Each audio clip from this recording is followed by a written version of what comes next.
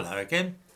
Some people, and I am certainly one of them, were appalled to see how the police behaved a few days ago at a peaceful meeting to commemorate the murder of a young woman. I have observed over the last decade or two how the British police have managed to transform themselves from the servants of ordinary law-abiding people into some kind of paramilitary force, constantly waving about semi-automatic rifles, tasers and canisters of tear gas. Apparently, they are to be granted new powers to control those awkward individuals who wish to draw attention to some grievance or other. These laws will apply not only to crowds of demonstrators but even single people. Yes, you did hear that right. A law is currently going through Parliament which will treat a single person in the same way as 20,000 demonstrators or rioters, especially if that person is being too noisy.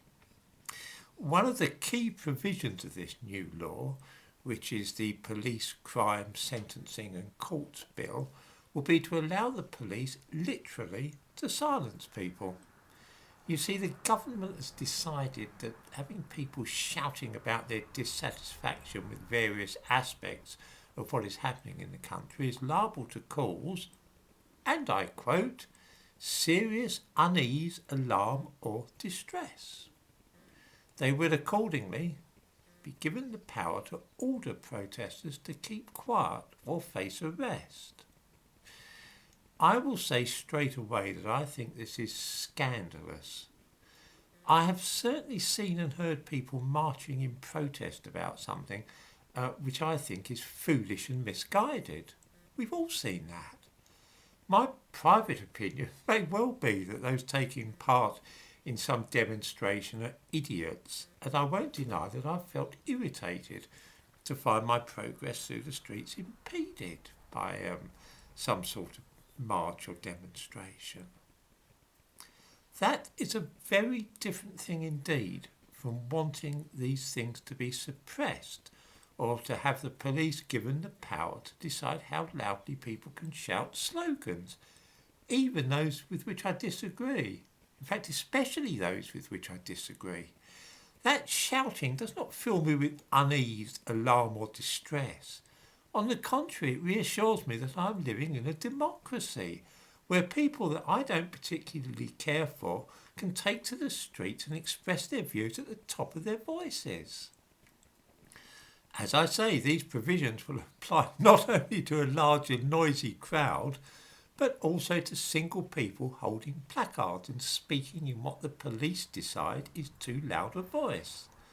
The bill has a specific section on one-person protests, which can also be subject to restrictions by police based on the noise level. Seriously, it's going through Parliament at this very moment.